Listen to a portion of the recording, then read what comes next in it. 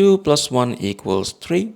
3 times 3 equals 9, and 9 divided by 9 equals 1. But this answer is not right, because according to the order of operations, we must solve parentheses, then exponents, then multiplication and division, and finally addition and subtraction. Remember, if in any expression you have both multiplication and division present, you must work from left to right, and same applies to addition and subtraction. Now let's rewind and solve this problem the right way. If you notice, in this expression we have three operators present: division, multiplication and addition, and we also have parentheses present. According to the rules, parentheses have highest priority over anything else, so we need to solve what we have inside parentheses. 2 plus 1, that equals 3. Our expression simplifies to 9 divided by 3 times 3.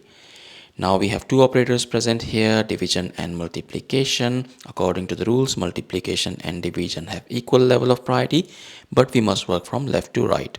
So we need to solve this division first, because that's on the left side. 9 divided by 3 equals 3.